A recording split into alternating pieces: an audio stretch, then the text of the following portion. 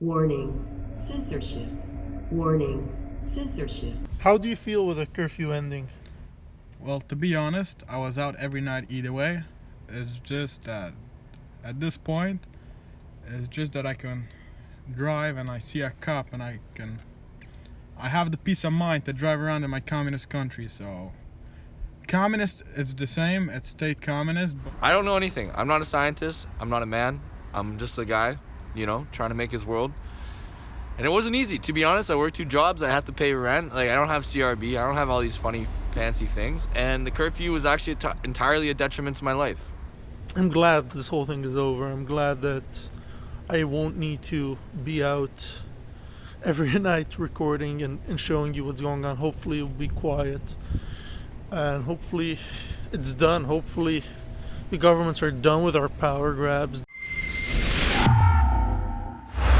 Hi everyone. Tonight is the last night of curfew. One thing is sure, it's over by Friday night. For now at least. It might come back. Who knows? But it's been a long 5 months of a lot of police harassment, police giving tickets to people, police running after people for the crime of being out on the street after a certain hour. Sometimes it was 9:30, sometimes it was 8, and I went back and forth and back. But that was Montreal and all of Quebec. But now it's over. Streets are still empty. Well, there were people out earlier. It's around 11:30 while I'm filming this. There were people out today. I got to speak to a few people. Most people are still like shy. They're like, well, technically there's still curfew. I don't want to be on record being out. And some people were willing to come on camera. But let's do a little recap of the city of Montreal. I've been covering it for approximately the last 5 months. Tonight is the last night of the curfew. How do you feel about the curfew and tonight being the last night? Oh, it's very cold tonight in Montreal, so it brings back the memories from January when this whole thing started. I counted it and it's 140 nights, so it's just unbelievable that we've been so long locked up and we're finally getting out of jail. As you can see, we are in the back of Prestige and Deli 365, one of the famous Jewish stores here in the quarter. Basically, we were standing here right now. Where was the action for the last 5 months? So basically, we would have had here cops stopping, ticketing people, basically just making miserable the lives of every normal individual for no good damn reason, due to the reason of curfew. How do you feel with the curfew ending?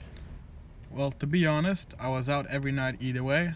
It's just that at this point, it's just that I can drive and I see a cop and I have the peace of mind to drive around in my communist country. So communist, it's the same, it's state communist, but the curfew, thank God that I'm over it. I passed it. I don't know anything. I'm not a scientist. I'm not a man. I'm just a guy, trying to make his world. And it wasn't easy, to be honest. I work two jobs. I have to pay rent. Like, I don't have CRB. I don't have all these funny, fancy things. And the curfew was actually entirely a detriment to my life. So, Mr. Legault, thank you. You made hell for my life since January. I'm happy the curfew over. But to be honest, I anticipate it's going to happen again in 3 weeks. So, let's hope it doesn't. I was out, I think, around 75% of the time, of the nights during the curfew, recording, showing you the other side of the story, or this story, because for some reason nobody else was out. No other media outlet was out filming and showing you what's happening. Some nights were quiet, some nights were busy, some nights there were a lot of cops, sometimes there were a few cops. You've seen it. You know what is it. If you've been following lockdownreports.com or my Twitter, you know what was going on in the city, the targeting of Hasidic Jews in Montreal, the targeting of people walking on the street. If you have a dog, you're allowed to be out. If you don't have a dog, you're not allowed to be out. What kind of, how does COVID spread? If you walk a dog, COVID doesn't spread. I don't know. Nothing makes sense. Have you received any curfew tickets during COVID? During the curfew? No, thank God, I stayed locked up. So Yankee has a question, and he's asking everybody, how do you feel about curfew going down?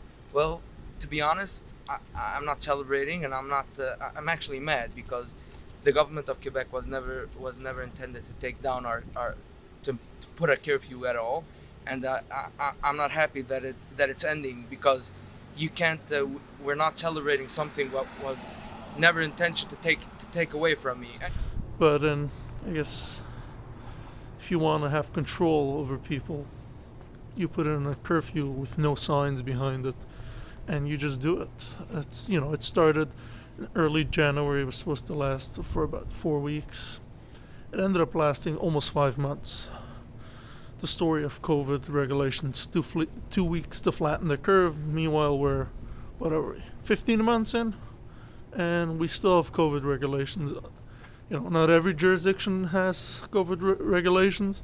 Look at Florida, Texas, and a few other states. But in Canada, every single jurisdiction has COVID rules and COVID restrictions one way or another. Special shout out for Rebel News, which they actually had a reporter live on ground. Special shout out for Yankee Pollack, who did an amazing, incredible job here for the last 5 months, running around and holding this police this cops to accountable, which we really need to show our appreciation. Anyways, Rebel News, you should be blessed, and for all of you who are watching, please follow, subscribe, and make sure that YouTube and all other platforms can't censor this amazing special news organization what we need in these hard times. It's been a long 5 months, with me getting 12 tickets between curfew and jaywalking and parking tickets and everything in between. Being called Jew media Jewif. I'm Constable Robert, 6473. Okay. And who are you? I'm giving you my papers, no problem. Just. Okay. What? Who are you, sir? I'm with Rebel News. I'm not Media Jewif. Who are you? What's your name? And badge number. Can you give me your name and badge number? Can you give me your name and badge number? You're supposed to give it to me. Being called names by the police. Hello, Mr. Rebel News. Filming a bunch of different police mishaps and other things. And I've been told I'll receive more tickets in the mail. Who knows? It's been a few months. I still haven't received any tickets in the mail. Maybe I will, maybe I won't. Nobody knows. There is no positives in this curfew. Just a bunch of negatives. I've seen people get thousands upon thousands of dollars of tickets in these streets at night. It gets hard to see them. The funding of, crowdfunding of the fightthefines.com is something amazing.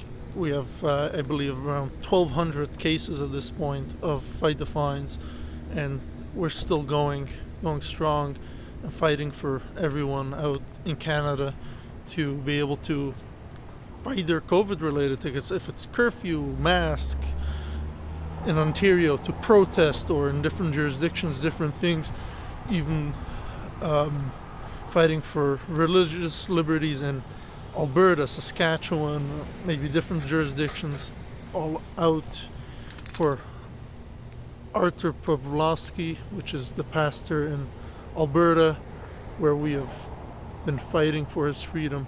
The governments are done with our power grabs, done with tyranny, done with, I don't know what to call it, just making decree after decree after decree.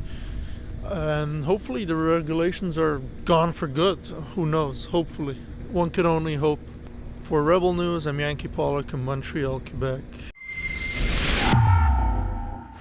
If you want to support the work of the lockdown reports, which will continue, there's still lockdowns, there's still other things happening all over Canada, and we will be there to report it. Go to lockdownreports.com. Help us over there, support us.